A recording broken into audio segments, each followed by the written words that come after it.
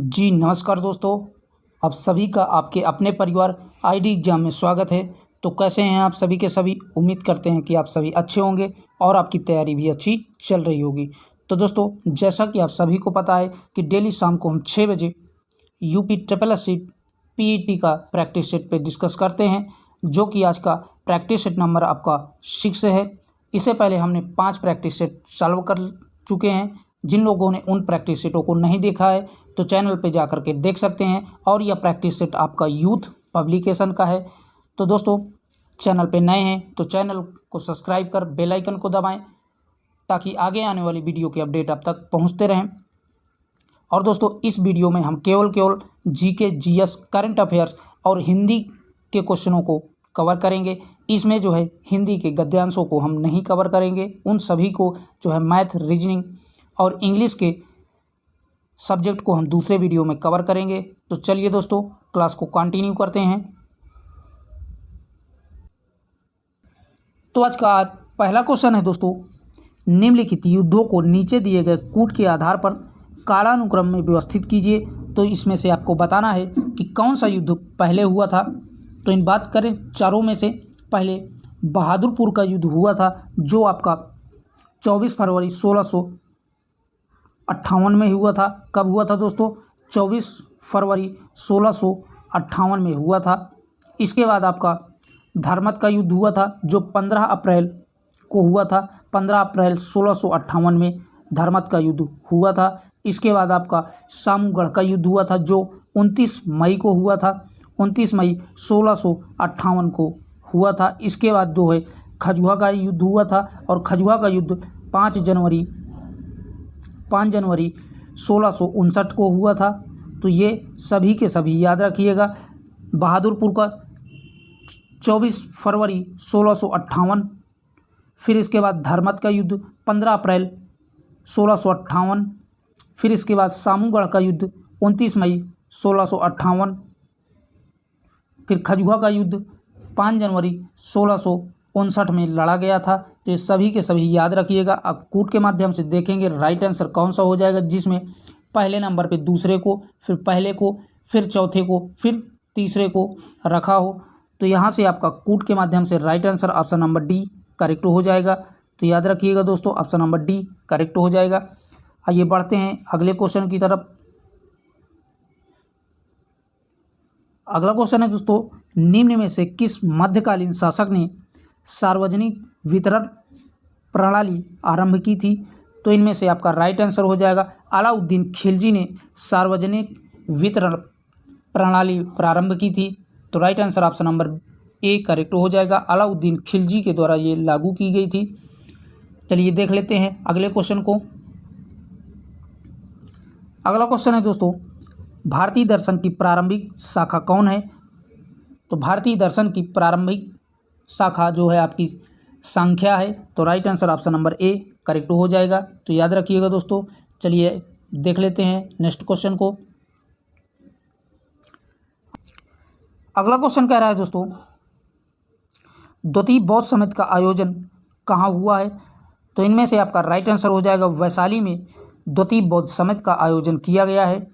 और अगर बात करें दोस्तों पहली बौद्ध समिट का आयोजन, तो ये आपका राजगृह में किया गया है। पहली का आपका राजगृह में, फिर इसके बाद दूसरी वैशाली में, तीसरी जो है आपकी पाटलिपुत्र में की गई है। और चौथी बौद्ध समिट की बात करें तो चौथी बौद्ध समिट कश्मीर के कुंडावन में की गई है।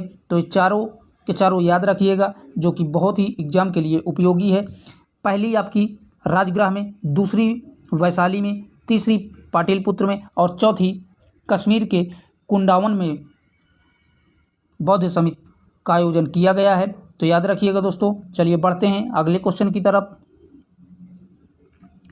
अगला क्वेश्चन है दोस्तों, चहुदड़ों के उत्खनन का निर्देशन किया था। तो चहुदड़ों के उत्खनन का निर्देशन किसके द्वारा किया गया था। तो राइट आंसर हो जाएगा J.H. मैके ने जो है चहुदड़ों के स्खलन का निर्देशन किया था। तो राइट आंसर अब बी करेक्ट हो जाएगा। चलिए देखते हैं अगले क्वेश्चन की तरफ। अगला क्वेश्चन है दोस्तों, 1935 के भारत सरकार अधिनियम के संदर्भ में निम्नलिखित कथनों पर विचार कीजिए। तो जो भारत सरकार अधिनियम 1935 था, उसके प्रावधानों पर विचार करना है। पहला कह रहा है अधिनियम के अनुसार गवर्नर के प्रांतों में द्वैध शासन का उन्मूलन कर दिया गया तथा प्रांतीय स्वायत्तता आरंभ की गई थी, तो जो कि बिल्कुल सही है। दूसरा कह रहा है समस्त प्रांतीय विधानमंडल केवल एक सदन के थे जिसको विधानसभा कहते थे, ये आपका गलत दिया हुआ है। तो आपने देखा दोस्तों पहला केवल सही है, तो कूट के माध्यम से देखेंगे राइट आंसर कौन सा हो जाएगा, तो ऑप्शन नंबर ए आपका राइट हो जाएगा। चलिए देख लेते हैं अगले क्वेश्चन की तरफ। अगला क्वेश्चन कह रहा है दोस्तों फॉरवर्ड ब्लॉक के संस्थापक थे, तो फॉरवर्ड ब्लॉक के संस्थापक कौन थे, तो राइट आंसर हो जाएगा सुभाष चंद्र बोस के द्वारा फॉरवर्ड ब्लॉक की जो है स्थापना की गई थी, तो right answer option number D correct हो जाएगा। और बात करें दोस्तों सुभाष चंद्र बोस ने इसकी स्थापना कब की थी, तो 3 मई 1939 में इसकी स्थापना सुभाष चंद्र बोस द्वारा की गई थी, तो ये भी याद रखिएगा दोस्तों। चलिए देख लेते हैं अगले क्वेश्चन की तरफ। अगला क्वेश्चन है दोस्तों बरदौली सत्याग्रह 1928 का नेतृत्व किया, तो जो बरदौली सत्याग्रह आंदोलन था उसका जो है नेतृत्व किसने किया था, तो राइट आंसर हो जाएगा option number A Sardar Vallabh भाई पटेल के द्वारा बरदौली सत्याग्रह आंदोलन का जो है नेतृत्व किया गया था। अगर बात करें दोस्तों बरदौली सत्याग्रह की, तो इस बरदौली आंदोलन के समय ही बरदौली की महिलाओं के ओर से महात्मा गांधी ने वल्लभ भाई पटेल को सरदार की उपाधि दी थी, तो ये भी याद रखिएगा। कभी कभी एग्जाम में पूछ लेता है कि वल्लभ भाई पटेल को सरदार की उपाधि कब दी गई, तो बरदौली की महिलाओं की ओर से महात्मा गांधी ने जो है वल्लभ भाई पटेल को सरदार की उपाधि दी थी, तो याद रखिएगा दोस्तों। आइए देख लेते हैं अगले क्वेश्चन की तरफ। अगला क्वेश्चन है दोस्तों निम्नलिखित नेताओं में से एक स्वदेशी के समर्थक थे, तो कौन से नेता जो स्वदेशी के समर्थक थे, तो राइट आंसर हो जाएगा ऑप्शन नंबर ए करेक्ट हो जाएगा। अरविंद घोष जो है स्वदेशी आंदोलन के समर्थक थे। और दोस्तों बात करें स्वदेशी आंदोलन किस लिए चलाया गया था, तो यह बंगाल विभाजन के विरोध के लिए चलाया गया था, तो याद रखिएगा दोस्तों स्वदेशी आंदोलन बंगाल विभाजन के जो है विरोध के लिए चलाया गया था और इसके समर्थक अरविंद घोष थे। आइए देख लेते हैं अगले क्वेश्चन को। अगला क्वेश्चन है दोस्तों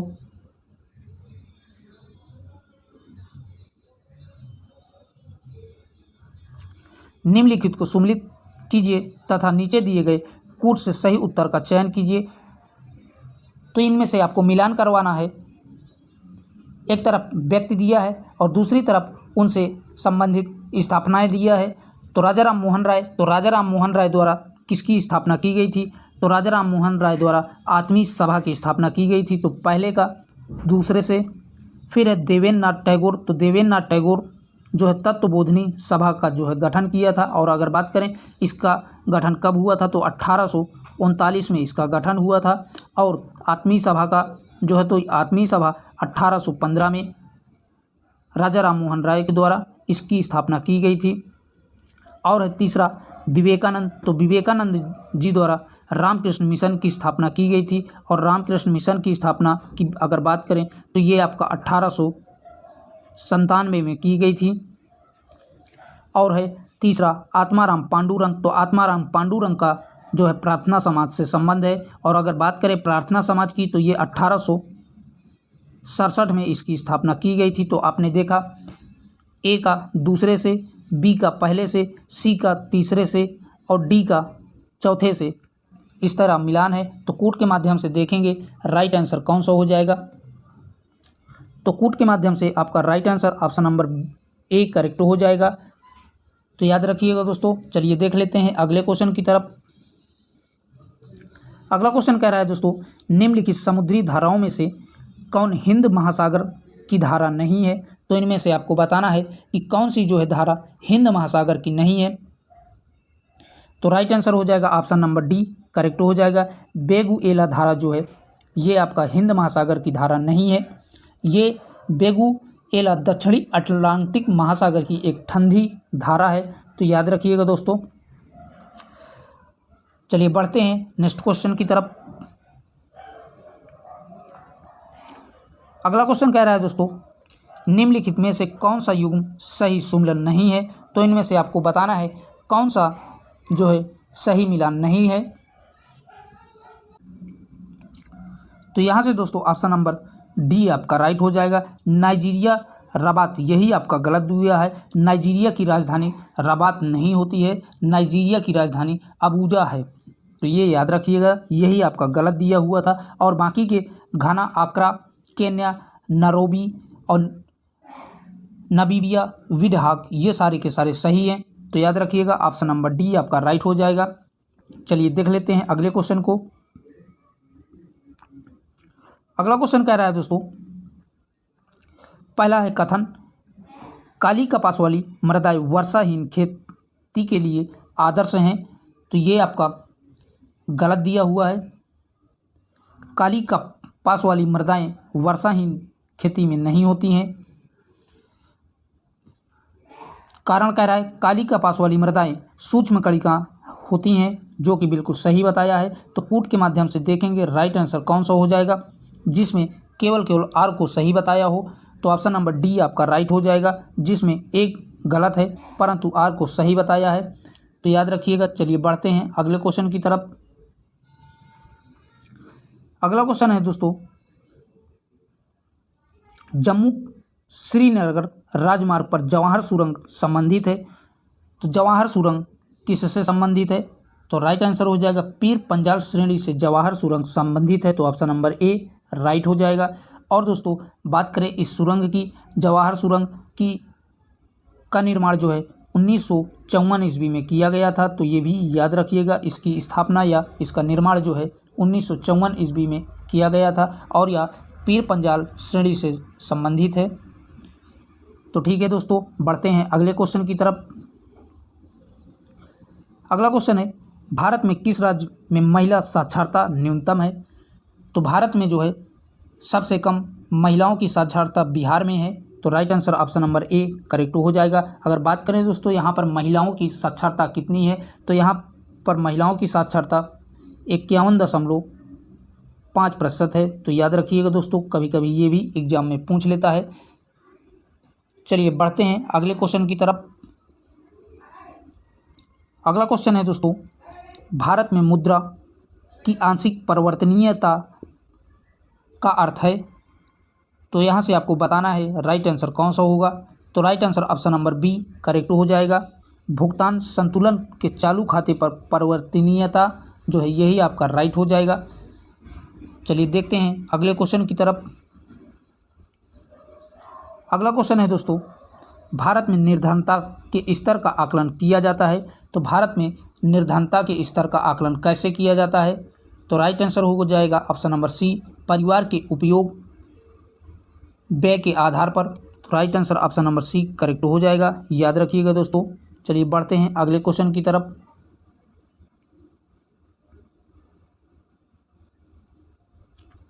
अगला क्वेश्चन है दोस्तों, भारत में हरित क्रांति के प्रणेता कौन है। तो भारत में हरित क्रांति किसके द्वारा लाई गई थी। तो राइट आंसर हो जाएगा option number C, MS Swaminathan के द्वारा जो है भारत में हरित क्रांति लाई गई थी। तो ऑप्शन नंबर सी आपका राइट हो जाएगा, याद रखिएगा दोस्तों। चलिए बढ़ते हैं अगले क्वेश्चन की तरफ। अगला क्वेश्चन है दोस्तों, नरसिम्हम समिति निम्नलिखित में से किस सुधार से संबंधित थी। तो जो नरसिम्हम समिति थी वो किस सुधार से संबंधित थी। तो राइट आंसर हो जाएगा ऑप्शन नंबर सी करेक्ट हो जाएगा। बैंकिंग संरचना में सुधार के लिए जो है यह समिति संबंधित थी। तो right answer option number C correct हो जाएगा, बैंकिंग संरचना में सुधार के लिए। और दोस्तों अगर बात करें इस नरसिम्हम समिति की जो है स्थापना की, तो ये 1991 में इसकी स्थापना M नरसिम्हम के द्वारा की गई थी। तो ये भी याद रखिएगा, इसकी स्थापना 1991 में M नरसिम्हम के द्वारा की गई थी। चलिए बढ़ते हैं अगले क्वेश्चन की तरफ। अगला क्वेश्चन है दोस्तों, राजकोषीय नीति का विनिधान है। तो इनमें से राइट आंसर कौन सा हो जाएगा। राइट आंसर हो जाएगा घाटे की बजट नीति जो है आपका राइट हो जाएगा, यानी कि ऑप्शन नंबर सी करेक्ट हो जाएगा। राजकोषीय नीति का विनिधान घाटे की बचत नीति है। तो याद रखिएगा दोस्तों। चलिए बढ़ते हैं अगले क्वेश्चन की तरफ। अगला क्वेश्चन है दोस्तों, अक्टूबर 1959 में पंचायती राज भारत में सर्वप्रथम आरंभ किया गया था। तो जो पंचायती राज 1959 में जो लाया गया था वो भारत में किस स्थान से सर्वप्रथम शुरू किया गया था?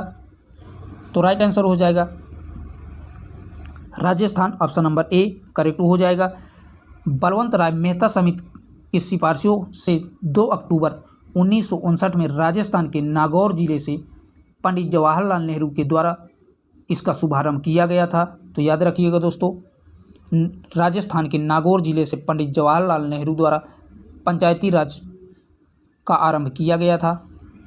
तो ठीक है दोस्तों, बढ़ते हैं अगले क्वेश्चन की तरफ। अगला क्वेश्चन है दोस्तों, राष्ट्रपति लोकसभा को कब भंग कर सकता है? तो जो राष्ट्रपति है वो लोकसभा को कब भंग कर सकता है? तो राइट आंसर हो जाएगा केंद्रीय मंत्रिमंडल की अनुशंसा पर जो है राष्ट्रपति लोकसभा को भंग कर सकता है। तो ऑप्शन नंबर सी आपका राइट हो जाएगा। अगर बात करें दोस्तों, राष्ट्रपति लोकसभा को केंद्रीय मंत्रिमंडल की अनुशंसा पर भंग कर सकता है। संसद के 2 सदनों में से केवल लोकसभा का ही विघटन किया जा सकता है, परंतु राज्यसभा का विघटन नहीं होता है। याद रखिएगा दोस्तों। चलिए बढ़ते हैं अगले क्वेश्चन की तरफ, जो कि 23 नंबर का क्वेश्चन होगा।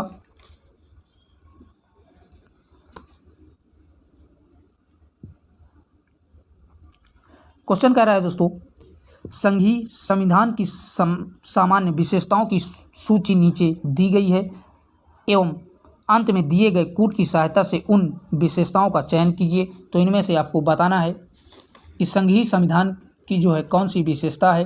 तो पहला कह रहा है लिखित एवं कठोर संविधान, जो कि बिल्कुल राइट बताया है। संघीय संविधान की विशेषता लिखित एवं कठोर संविधान है। दूसरा कह रहा है केंद्र और संघतारित इकाइयों के मध्य शक्तियों का बंटवारा, ये भी आपका राइट है। तीसरा कह रहा है विधायिका और कार्यपालिका के मध्य शक्ति का पृथक्करण, ये आपका गलत बताया है।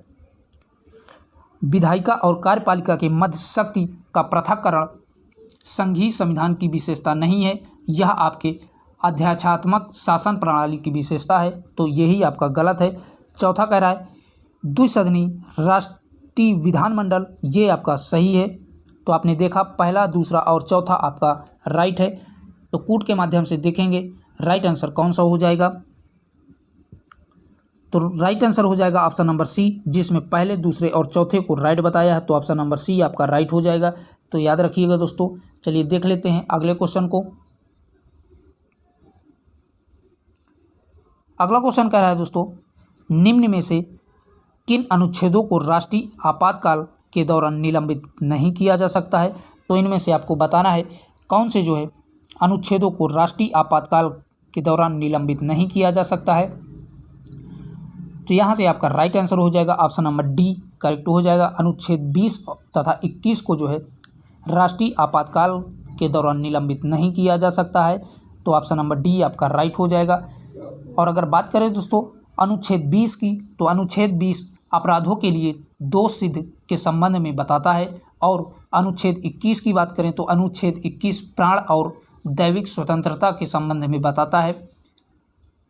तो इसलिए ये दोनों अनुच्छेद जीवन के अधिकार से संबंधित हैं, इसलिए इन्हें निलंबित नहीं किया जा सकता है। तो याद रखिएगा दोस्तों, ये दोनों अनुच्छेद जीवन के अधिकार से संबंधित हैं, इसलिए इन्हें राष्ट्रीय आपातकाल के दौरान निलंबित नहीं किया जा सकता है।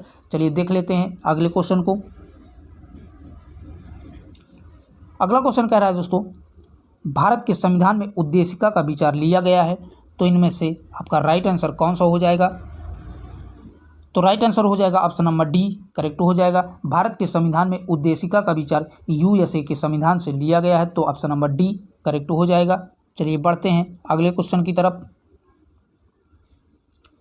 अगला क्वेश्चन है दोस्तों, थायमीन है, तो थायमीन क्या है? तो राइट आंसर हो जाएगा थायमीन विटामिन B1 का नाम, रासायनिक नाम थायमीन है। तो right answer option number D correct हो जाएगा। तो याद रखिएगा दोस्तों। चलिए बढ़ते हैं अगले क्वेश्चन की तरफ।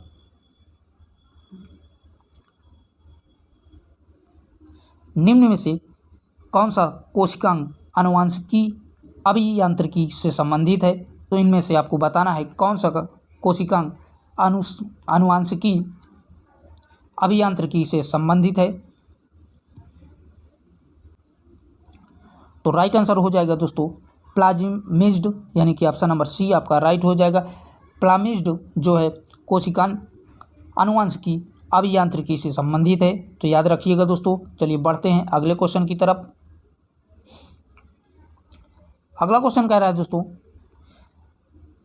सूची फर्स्ट को सूची सेकंड से सम्मिलित कीजिए और सूचियों के नीचे दिए गए कूट का प्रयोग कर सही उत्तर चुनिए। तो एक तरफ आपका सूची फर्स्ट है, एक तरफ सेकंड है, तो आपको सही मिलान इनमें से करना है। तो पहला की बात करें जर्मन सिल्वर की, तो जर्मन सिल्वर जो है आपको निकिल को जो है मिला करके बनाया जाता है, तो एक दूसरे से। फिर है सोल्डर की अगर बात करें तो सोल्डर को जो है टिन से मिला करके बनाया जाता है, तो ये आपका बी का पहले से। तीसरा है सी नंबर ब्लीचिंग पाउडर। अगर ब्लीचिंग पाउडर की बात करें तो ब्लीचिंग पाउडर का निर्माण क्लोरीन के साथ जो है मिला करके बनाया जाता है, तो सी का चौथे से। फिर है डी ऑप्शन हाइपो, तो हाइपो को जो है सोडियम से इसका संबंध है। तो आपने देखा पहले का दूसरे से, बी का पहले से, सी का चौथे से और डी का तीसरे से मिलान हो जाएगा। तो कूट के माध्यम से देखेंगे राइट आंसर कौन सा हो जाएगा। तो कूट के माध्यम से दोस्तों ऑप्शन नंबर डी आपका राइट हो जाएगा, तो याद रखिएगा दोस्तों। चलिए बढ़ते हैं अगले क्वेश्चन की तरफ। मिट्टी के घड़े में निम्न में से किस क्रिया के कारण जल ठंडा रहता है?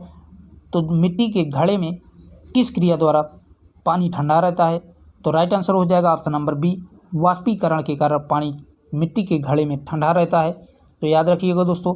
चलिए देखते हैं अगले क्वेश्चन को।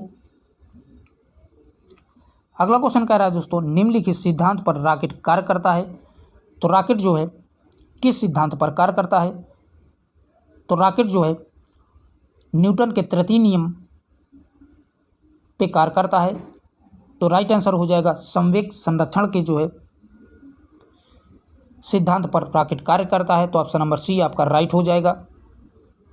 चलिए देख लेते हैं अगले क्वेश्चन की तरफ।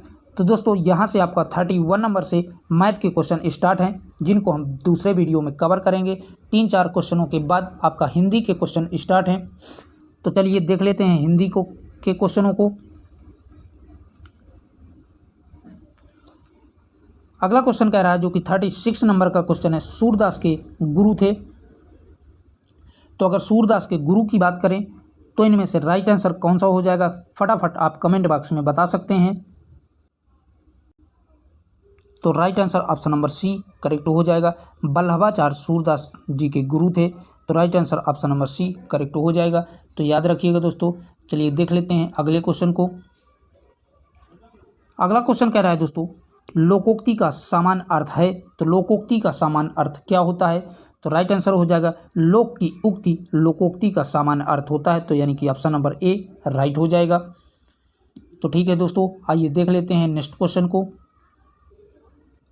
अगला क्वेश्चन कह रहा है, निम्नलिखित शब्दों में से स्त्रीलिंग शब्द को पहचानिए। तो इनमें से आपको बताना है कि स्त्रीलिंग शब्द कौन सा है। तो राइट आंसर हो जाएगा अश्विनी जो है आपका स्त्रीलिंग शब्द है, तो right answer option number D correct हो जाएगा। और आपके संसार, गौरव, समुदाय ये सभी जो है आपके पुल्लिंग शब्द हैं, जबकि अश्विनी आपका स्त्रीलिंग शब्द है, तो याद रखिएगा दोस्तों। चलिए देख लेते हैं अगले क्वेश्चन को। अगला क्वेश्चन है दोस्तों, निम्न 4 विकल्पों में से शुद्ध वर्तनी वाला शब्द पहचानिए। तो इनमें से आपको बताना है शुद्ध वर्तनी वाला कौन सा शब्द है।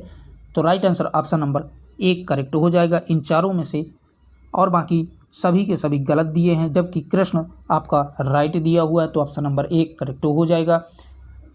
चलिए देख लेते हैं अगले क्वेश्चन को। अगला क्वेश्चन है दोस्तों, शीत का विलोम होगा। तो शीत का विलोम कौन सा है? तो बात करें दोस्तों शीत के विलोम की, तो राइट आंसर हो जाएगा ऑप्शन नंबर डी, शीत का विलोम उष्ण होता है, तो right answer option number D correct हो जाएगा। चलिए देख लेते हैं अगले क्वेश्चन को। अगला क्वेश्चन है दोस्तों, गीत गोविंद पुस्तक के लेखक कौन है? तो गीत गोविंद पुस्तक के लेखक आपका जयदेव हैं, तो ऑप्शन नंबर डी राइट हो जाएगा। जयदेव के द्वारा गीत गोविंद पुस्तक लिखी गई थी। चलिए देख लेते हैं अगले क्वेश्चन को। अगला क्वेश्चन है दोस्तों, प्रतिवर्ष अंतर्राष्ट्रीय जनसंख्या दिवस कब मनाया जाता है? तो बात करें दोस्तों अंतर्राष्ट्रीय जनसंख्या दिवस की, तो ये आपका 11 जुलाई को मनाया जाता है। तो ऑप्शन नंबर ए आपका राइट हो जाएगा। और मोस्ट इंपॉर्टेंट क्वेश्चन है, बहुत एग्जामों में ये पूछा हुआ क्वेश्चन है। 11 जुलाई को अंतर्राष्ट्रीय जनसंख्या दिवस मनाया जाता है, तो याद रखिएगा दोस्तों। अगर दोस्तों अदर ऑप्शनों की बात करें तो आपका 31 अक्टूबर को राष्ट्रीय एकता दिवस मनाया जाता है। और 15 अगस्त को तो आप सभी को पता होगा स्वतंत्रता दिवस के रूप में 15 अगस्त को मनाया जाता है। जबकि 22 मार्च की बात करें तो 22 मार्च को विश्व जल दिवस के रूप में मनाया जाता है। तो ये भी फैक्ट याद रखिएगा। इस प्रश्न का answer option number A right हो जाएगा। 11 जुलाई को अंतर्राष्ट्रीय जनसंख्या दिवस मनाया जाता है, तो याद रखिएगा दोस्तों। आइए देख लेते हैं नेक्स्ट क्वेश्चन को। अगला क्वेश्चन है दोस्तों, कृषि क्षेत्र से उत्पन्न होने वाले मीथेन गैस के अतिरिक्त एक मुख्य ग्रीन हाउस गैस क्या है? तो इनमें से बताना है कि राइट आंसर कौन सा हो जाएगा। तो राइट आंसर हो जाएगा नाइट्रस ऑक्साइड जो है ग्रीन हाउस गैस है। तो right answer option number A correct हो जाएगा। चलिए देख लेते हैं अगले क्वेश्चन की तरफ। अगला क्वेश्चन है दोस्तों, भारत में कुल कितने संरक्षित जैवमंडल हैं? तो इनमें से आपको बताना है कि वर्तमान में भारत में कुल कितने संरक्षित जैवमंडल हैं। तो बात करें दोस्तों ऑप्शन नंबर सी की, यही आपका राइट हो जाएगा। 18 भारत में कुल संरक्षित जैवमंडल है। तो ऑप्शन नंबर सी आपका राइट हो जाएगा। चलिए देख लेते हैं अगले क्वेश्चन को। अगला क्वेश्चन है, भारतीय कपास अनुसंधान संस्थान कहाँ स्थित है? तो भारतीय कपास अनुसंधान जो है आपका नागपुर में स्थित है। तो याद रखिएगा दोस्तों, ऑप्शन नंबर बी आपका राइट हो जाएगा। अगर बात करें इसकी स्थापना की, तो इसकी स्थापना 1976 ईस्वी में की गई थी। तो ये भी याद रखिएगा। चलिए बढ़ते हैं अगले क्वेश्चन की तरफ। अगला क्वेश्चन है दोस्तों, जो कि 56 नंबर का क्वेश्चन है, इनमें से कौन सा यूरोपीय देश है? तो कौन सा इनमें से यूरोपीय देश है? तो राइट आंसर हो जाएगा बुल्गारिया जो है आपका यूरोपीय देश है। तो ऑप्शन नंबर ए आपका राइट हो जाएगा। और दोस्तों अगर अदर ऑप्शनों की बात करें तो आपका सूडान, घाना, बेनिन, ये तीनों के तीनों जो है आपके अफ्रीका महाद्वीप के देश हैं। जबकि आपका बुल्गारिया आपका जो है यूरोपीय देश है, इसकी राजधानी सोफिया है। तो ये भी कभी कभी एग्जाम में पूछ लेता है। बुल्गारिया की जो है राजधानी सोफिया है, तो याद रखिएगा दोस्तों। चलिए देख लेते हैं अगले क्वेश्चन की तरफ। अगला क्वेश्चन है दोस्तों, राज्यसभा के पदेन अध्यक्ष कौन होते हैं? तो राज्यसभा के पदेन अध्यक्ष उपराष्ट्रपति होते हैं। तो ऑप्शन नंबर बी आपका राइट हो जाएगा। चलिए देखते हैं अगले क्वेश्चन की तरफ। अगला क्वेश्चन है दोस्तों, प्रसिद्ध विरूपाक्ष मंदिर कहाँ स्थित है? मोस्ट इंपॉर्टेंट क्वेश्चन है दोस्तों। तो प्रसिद्ध विरूपाक्ष मंदिर हम्पी में स्थित है, जो कि कर्नाटक राज्य में पड़ता है। तो ऑप्शन नंबर ए आपका राइट हो जाएगा। और बात करें दोस्तों इस विरूपाक्ष मंदिर की, तो यह मंदिर भगवान शिव को जो है समर्पित है। तो ये भी याद रखिएगा। चलिए देख लेते हैं अगले क्वेश्चन की तरफ। यहाँ से आपके दोस्तों करंट अफेयर के क्वेश्चन स्टार्ट हैं। तो क्वेश्चन कह रहा है, मई 2022 में केंद्र सरकार ने किसे प्रधानमंत्री मोदी का नया सलाहकार नियुक्त किया है? तो केंद्र सरकार ने तरुण कुमार को जो है 2 वर्ष के लिए प्रधानमंत्री नरेंद्र मोदी का सलाहकार नियुक्त किया है। तो ऑप्शन नंबर डी आपका राइट हो जाएगा। तो याद रखिएगा दोस्तों, और ये 2 वर्षों के लिए नियुक्त किए गए हैं। चलिए देख लेते हैं अगले क्वेश्चन की तरफ। अगला क्वेश्चन है दोस्तों, मई 2022 में रिपोर्ट्स विदाउट बॉर्डर्स द्वारा जारी विश्व प्रेस स्वतंत्रता सूचकांक 2022 में भारत का स्थान कितना रहा? तो यहाँ से आपका राइट आंसर हो जाएगा 150वां स्थान भारत का था। और बात करें दोस्तों विश्व प्रेस स्वतंत्रता सूचकांक 2022 में भारत का स्थान 150वां था। और इसमें कुल 180 देशों ने भाग लिया था, जिसमें शीर्ष स्थान पर नॉर्वे देश रहा था। तो ये भी फैक्ट याद रखिएगा। चलिए बढ़ते हैं अगले क्वेश्चन की तरफ। अगला क्वेश्चन है दोस्तों, मई 2022 में पत्रकारिता की श्रेणी में भारत की ओर से पुलित्जर पुरस्कार 2022 किसे प्रदान करने की घोषणा की गई है। तो यहाँ से आपका राइट आंसर हो जाएगा चारों में से उपरयुक्त सभी। ये सभी तीनों को जो है पुलित्जर पुरस्कार 2022 जो है मिला है। तो याद रखिएगा दोस्तों। चलिए बढ़ते हैं अगले क्वेश्चन की तरफ। अगला क्वेश्चन है दोस्तों, हाल ही में किस राज्य अथवा केंद्र शासित प्रदेश में फ्लू बीमारी का मामला सामने आया है। तो राइट आंसर हो जाएगा केरल राज्य में जो है फ्लू बीमारी का मामला सामने आया है। तो right answer option number A correct हो जाएगा। चलिए देखते हैं अगले क्वेश्चन की तरफ।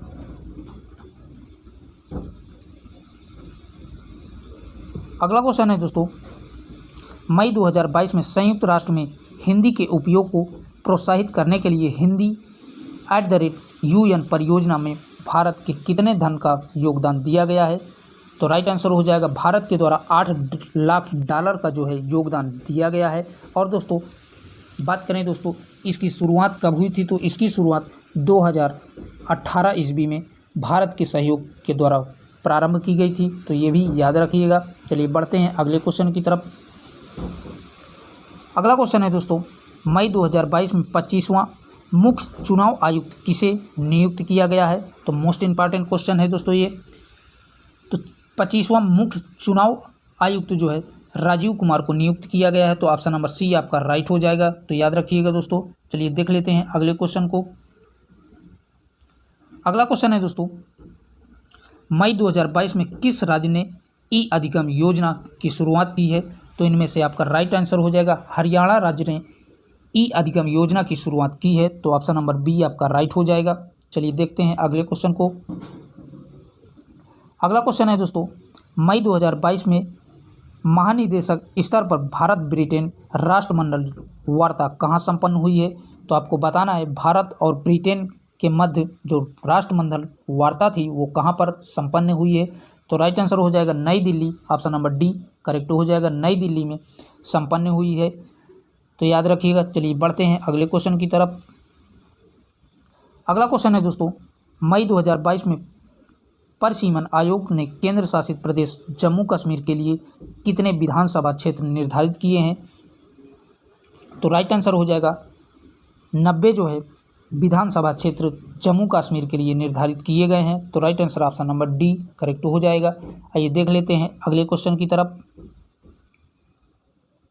अगला क्वेश्चन है दोस्तों, मई 2022 में किसे व्हाइट हाउस की पहली अश्वेत महिला प्रेस सचिव नियुक्त किया गया है। तो यहाँ से आपका राइट आंसर हो जाएगा ऑप्शन नंबर सी करेक्ट हो जाएगा। कैरीन जीन पियरे को जो है व्हाइट हाउस की पहली अश्वेत महिला प्रेस के रूप में घोषित किया गया है। तो याद रखिएगा दोस्तों। चलिए देख लेते हैं अगले क्वेश्चन की तरफ।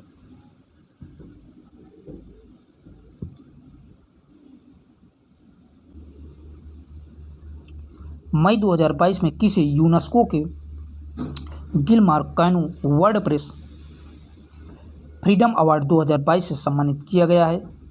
तो इनमें से आपका राइट आंसर हो जाएगा ऑप्शन नंबर डी करेक्ट हो जाएगा। बेलारूसियन एसोसिएशन ऑफ जर्नलिस्ट को जो है सम्मानित किया गया है। तो याद रखिएगा दोस्तों। चलिए देखते हैं अगले क्वेश्चन की तरफ। अगला क्वेश्चन है दोस्तों, संयुक्त राष्ट्र का अंतर्राष्ट्रीय मातृभाषा दिवस प्रतिवर्ष कब मनाया जाता है। तो यहाँ से आपका राइट आंसर हो जाएगा ऑप्शन नंबर सी 21 फरवरी को अंतर्राष्ट्रीय मातृ दिवस के रूप में मनाया जाता है। तो right answer option number C correct हो जाएगा। 21 फरवरी 2000 को पहला अंतर्राष्ट्रीय मातृ दिवस मनाया गया था। और वर्ष 2022 में इसका मुख्य विषय क्या था। तो इसका मुख्य विषय बहुभाषी शिक्षा के लिए प्रौद्योगिकी का उपयोग मुख्य विषय था इसका। तो याद रखिएगा दोस्तों। तो आज के लिए इतना ही।